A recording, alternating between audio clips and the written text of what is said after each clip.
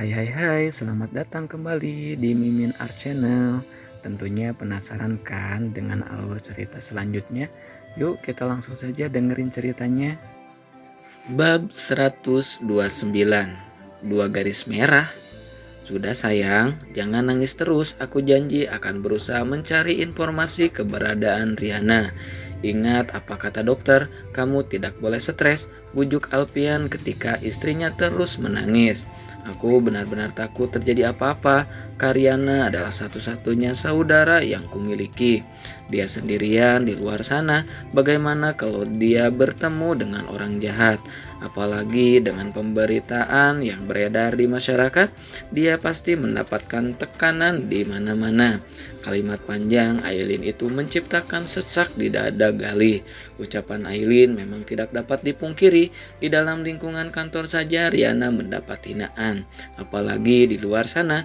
Kita berdoa saja semoga Riana selalu dilindungi, bujuk Alpian sekali lagi. Ayo sayang, aku antar ke kamar saja. Kamu butuh istirahat. Namun Aileen masih terisak-isak. Bara, perintahkan orang-orangmu mencari Riana. Jangan sampai dia pergi jauh. Baik bos. Alpian merangkul bahu sang istri dan membawa ke kamar. Begitu memasuki kamar, Boy terlihat sedang duduk di tempat tidur menjaga adiknya. Anak lelaki itu bahkan sudah berganti kostum. Yang tadinya memakai kostum polisi, kini terlihat seperti seorang detektif. Dia sedang bermain bersama kedua adiknya. Wow, anak papa ganti profesi lagi. Iya papa, Boy mau jadi detektif buat bantuin Om Gali cari Tante Riana. Boy punya kaca pembesar ajaib buat cari Tante Riana. Alpian mengatupkan bibir menahan tawa. Memangnya Tante Riana sekecil bakteri sampai harus dicari pakai kaca pembesar? Kan perginya jauh. Boy juga punya teleskop buat berjaga-jaga. Kalau nggak ketemu nanti Boy pinjemin teleskop punya Boy buat Om Gali. Lagi tawa Alpian membahannya. Karena gemas ia sampai memeluk dan menciumi pipi gempil putranya itu. Tante Riana cuman keluar dari rumah nak, bukan keluar angkasa. 1 bulan berlalu. Gali duduk termenung dengan punggung bersandar di tempat tidur. Matanya sembab dan tatapannya kosong. Malam ini ia tak dapat terpejam. Pikirannya hanya tertuju pada barisan kata yang ditinggalkan Riana melalui pesan yang dikirim pada ponsel Aileen. Sudah lebih dari 1 bulan Riana menghilang. Sejak itu pula dunia Gali seakan terhenti. Sekarang yang dilakukan lelaki itu hanya menunggu sebuah keajaiban, berharap Riana berubah pikiran dan pulang ke rumah. Namun semua hanyalah harapan semata. Riana hilang bagaikan ditelan bumi. Bangkit dari tempat tidur, Gali beranjak menuju lemari pakaian. Aroma khas tubuh Riana mengguar begitu Gali membuka pintu lemari. Ia menatap nanar barisan pakaian milik sang istri yang tersisa di lemari. Menggantung dengan rapi, perhatian Gali pun tertuju pada sebuah kotak yang berada di bagian paling bawah. Ia segera membungkukkan badan dan mengeluarkan benda tersebut. Kemudian duduk di tepi tempat tidur sambil meletakkan kotak di sisinya. Perlahan Gali membuka kotak tersebut. Kedua alis tebalnya saling bertaut ketika melihat isi kotak. Selembar baju koko dengan sarung dan peci. Sebuah kartu ucapan kecil turut menjadi pelengkap di dalam sana. Gali merasakan jantungnya berdebar cepat. Tangannya gemetar ketika membaca isi yang tertuang pada kertas putih itu. Suamiku, terima kasih sudah memilihku untuk menjadi pendamping hidupmu. Sebenarnya sejak awal aku merasa sangat tidak layak untukmu. Kamu adalah laki-laki yang baik dan laki-laki yang baik berhak mendapatkan jodoh yang baik pula. Tapi ada begitu banyak kekurangan dalam diriku. Aib-aibku di masa lalu tidak terhitung lagi. Bahkan aku merasa malu jika mengingatnya.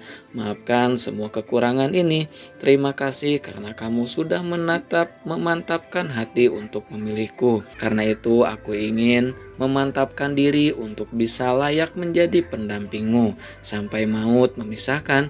Maaf, hanya ini yang bisa kuberikan untukmu. Aku ingin memulai semuanya dari awal bersamamu. Belajar untuk memperbaiki diri setiap harinya. membentuk sebuah keluarga sakinah, mawadah dan warohmah, supaya kita bisa ke jannah bersama. Ana uhibuka fillah, semoga hijrahku mengantarkanmu pada cinta Allah. Untuk kesekian kali Gali merasa hatinya seperti ditusuk ribuan jarum. Hanya rasa sakit yang ia rasa hingga tak dapat lagi membendung luapan air mata. Ia tenggelam dalam rasa sesal, mengapa ia tak mengenali istrinya sendiri. Padahal wanita bernama Riana itulah yang ia perjuangkan selama bertahun-tahun. Wanita yang bisa membuatnya lepas dari patah hati dari cinta pertama yang tak terbalas. Maafkan aku Riana, maafkan Mawadan dan Warohmah, supaya kita bisa ke jannah bersama. Ana uhibuka fillah, semoga hijrahku mengantarkanmu pada cinta Allah. Untuk kesekian kali Gali merasa hatinya seperti ditusuk ribuan jarum. Hanya rasa sakit yang ia rasa hingga tak dapat lagi membendung luapan air mata. Ia tenggelam dalam rasa sesal, mengapa ia tak mengenali istrinya sendiri, padahal wanita bernama Riana itulah yang ia perjuangkan. Selama bertahun-tahun, wanita yang bisa membuatnya lepas dari patah hati dari cinta pertamanya yang tak terbalas. Maafkan aku Riana, maafkan aku, Gali berucap lirih. Pagi-pagi sekali Gali sudah keluar kamar dengan tergesa-gesa. Bahkan ia melewati meja makan begitu saja. Mama Indah yang melihat putranya tergesa-gesa segera memanggil. Gali, mau kemana kamu sepagi ini? Gali menghentikan langkah sejenak dan menatap sang mama yang tampak sedang duduk di meja makan. Ayo sarapan dulu, ajak wanita paruh baya itu. Aku buru-buru mah, mau cari Riana. Raut wajah Mama Indah seketika berubah mendengar ucapan putranya itu. Ia tampak kesal, bangkit meninggalkan kursi. Ia berjalan menghampiri Gali. Apalagi sih yang kamu cari dari perempuan itu? Ucapnya kesal. Perempuan di dunia ini tidak hanya satu, Gali. Kamu bisa mendapatkan perempuan yang jauh lebih baik dari Riana. Sudahlah, biarkan dia pergi. Kedua tangan Gali terkepal. Bibirnya terkatup rapat. Jika ia sampai lepas kendali, mungkin ia akan membentak wanita itu, dan Gali tidak ingin itu terjadi. Sebab Mama pasti akan semakin membenci Riana. Mah, aku tahu Mama tidak suka Riana sejak awal. Tapi Mama suka atau tidak, Riana adalah istriku, dan aku bertanggung jawab penuh atas dirinya. Lagi pula, aku tidak mau bertengkar dengan Mama pagi ini. Tanpa permisi, Gali langsung membalikkan tubuhnya dan melangkah pergi. Mama Indah hanya berdiri mematung menatap mobil milik putranya yang kemudian melaju meninggalkan rumah. Riana menyeret sebuah koper berukuran kecil menerobos puluhan orang yang sedang saling berebut untuk naik ke bus. Pagi ini ia berangkat menuju sebuah kota untuk memulai hidup baru dan meninggalkan semua kenangan yang tertinggal. Ia mengedarkan pandangan ke setiap sudut. Semua kursi sudah terlihat penuh oleh penumpang. Satu-satunya tempat yang terlihat kosong hanyalah tempat paling belakang di dekat jendela. Maaf, permisi, ucapnya sambil membukukan kepala sopan. Ia mendesakkan kopernya ke dalam bagasi, lalu duduk di kursi dengan tenang. Menunggu bus melaju dan membawanya ke tempat yang baru. Namun setelah menunggu selama beberapa menit, bus tak kunjung berangkat. Para penumpang sudah terlihat gelisah. Pak, kenapa busnya belum juga jalan? Tanya seorang wanita. Ada perintah untuk menunggu, Bu. Sepertinya ada pemeriksaan. Pemeriksaan apa? Saya juga tidak tahu, cuman ada pesan supaya bus jangan jalan dulu. Ada kerutan tipis pada kedua alis Riana mendengar pembicaraan itu. Namun ia memilih mengisi waktu dengan membaca sebuah buku. Ketika membuka lembar buku pertama, ia melukis senyum di sudut bibirnya. Sebuah benda kecil berbentuk persegi panjang dengan dua garis merah membuat hatinya menghangat. Sayang, kamu yang kuat ya. Kita akan mencari kebahagiaan di tempat yang lain.